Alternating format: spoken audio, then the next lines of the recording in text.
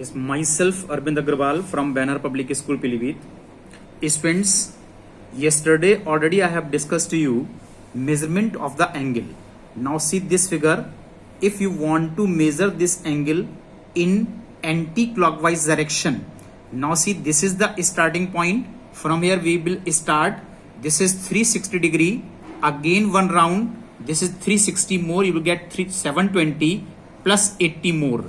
720 plus 80, this is 800 degree positive, because you are measuring this angle in anti-clockwise direction. If you want to measure the angle in clockwise direction, this arrowhead shows clockwise direction, then this angle represents minus 230 degree. Now today I will discuss you two important theorems. First theorem is radian is a constant angle. Yesterday already I have discussed to you radian. What by radian? Radian is an angle in SI unit.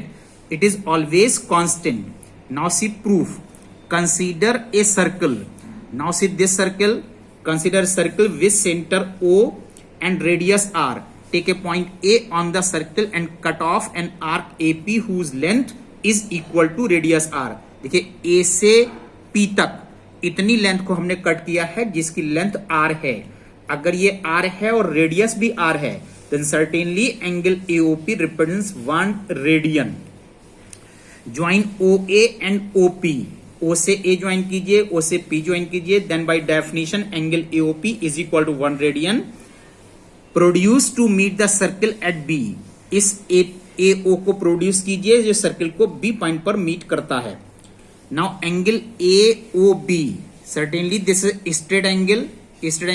It can be written as two right angles. Since the angles at the center of a circle are proportional to the arcs subtending them. Centre पर बनने वाले जो भी angle होते हैं वो उनका corresponding arc की लेंथ के साथ प्रोपोर्शन सेम रहता है. Then angle AOP, this angle AOP upon angle AOB, इनमें जो रेशो है वो इनके करस्पॉन्डिंग लेंथ ऑफ आर्क्स में भी होगा. Therefore length of arc AP, this is length of arc AP and this is length of arc APB.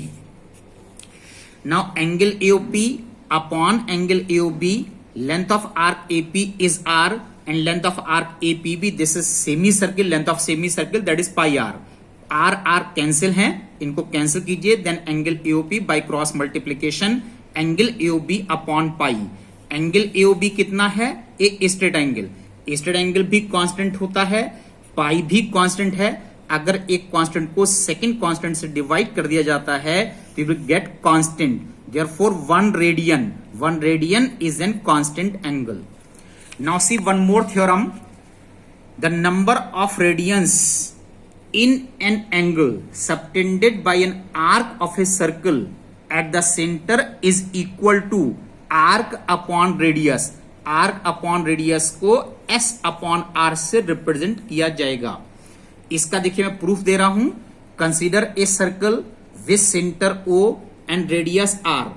Angle AOQ is equal to theta radian. Angle AOQ इतना मैंने theta radian लिया है क्योंकि यहां से यहां तक आर्क ये रेडियस के इक्वल नहीं है, इसलिए आप इसको 1 रेडियन नहीं कह सकते. Length of this arc is S. Therefore angle AOQ that is theta radian. And let arc AQ that is S. Let a point P on the circle such that length of AP arc is equal to R. यहां पर मैंने अब एक P point लिया है. AP arc जिसकी length R है, और अगर इसकी लेंथ R है और वो इक्वल टू रेडियस है, then certainly angle AOP that will be 1 radian according to definition of the radian. Now use theorem. Angle at the centre of a circle are proportional to the arcs subtending them.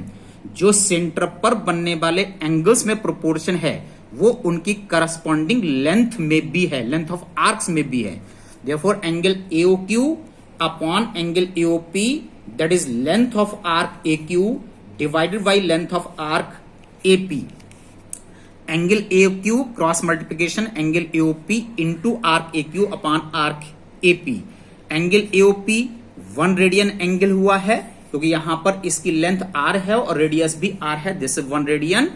इसको हमने s से represent किया है, arc AP, this is r। Multiply कीजिए, then theta radian is equal to s upon r, और we can say theta is equal to s upon r radian.